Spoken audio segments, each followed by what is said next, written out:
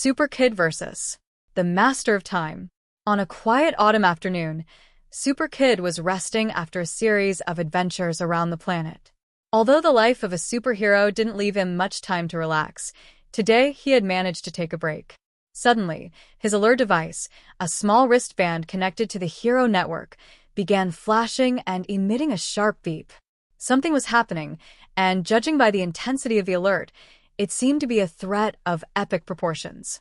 SuperKid jumped up and, upon activating the device, saw a message that made his blood run cold. Temporal disturbance detected. Presence of the Master of Time confirmed in the city of Kronos.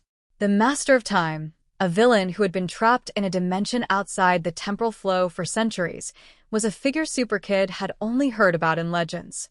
It was said that he could manipulate time at will, speeding it up, slowing it down, even stopping it altogether.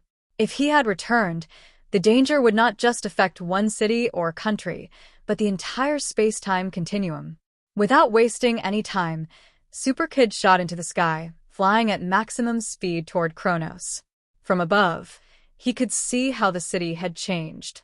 What was once a vibrant skyline of skyscrapers and bridges now seemed trapped in a mix of eras. Futuristic buildings stood alongside medieval castles, and old-fashioned vehicles shared the streets with floating spaceships. Temporal chaos was evident. SuperKid landed in the central square, where the epicenter of the anomaly was located. In the midst of the chaos, standing on a pedestal surrounded by floating clocks, was the Master of Time, an imposing figure dressed in long, golden robes, with a giant hourglass hovering over his head.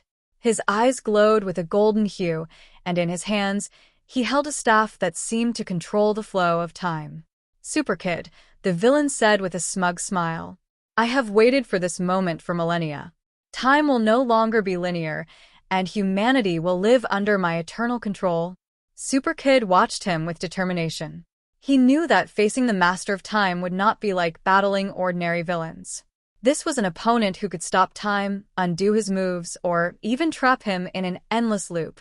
You can't control everyone's destiny, SuperKid shouted, adopting a defensive stance. Time belongs to everyone, not to you. The Master of Time raised his staff, and suddenly, the world around SuperKid froze. The leaves falling from the trees were suspended in the air, people in the city frozen in the middle of their daily activities, and even the air became still.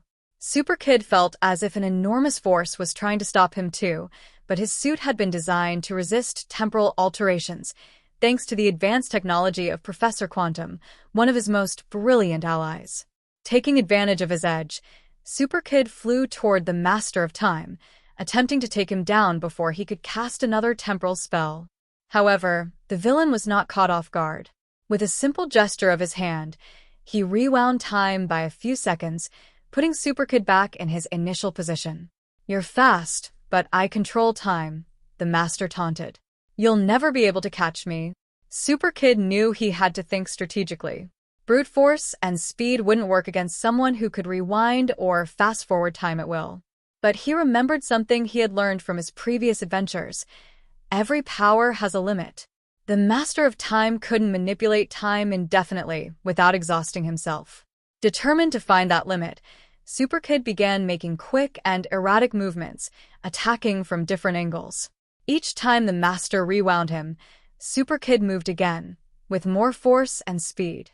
The villain began to show signs of fatigue. Manipulating time repeatedly was draining his energy. I'm almost there, SuperKid thought as he kept up the pressure. Finally, in a moment of distraction, the Master of Time tried to stop time completely to trap SuperKid but failed. His energy was depleted, and the temporal flow became unstable. Seizing the opportunity, SuperKid unleashed one of his most powerful punches, flying toward the villain's staff and shattering it into 1,000 pieces.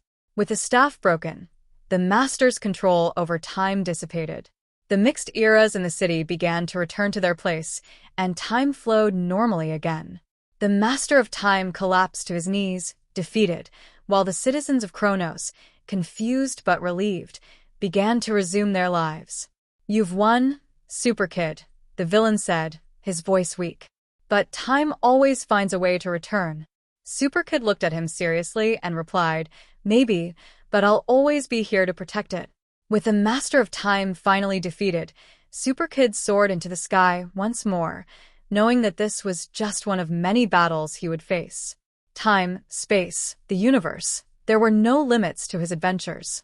And with each challenge he faced, he would grow stronger, wiser, and braver. Because as long as SuperKid existed, time would be in good hands.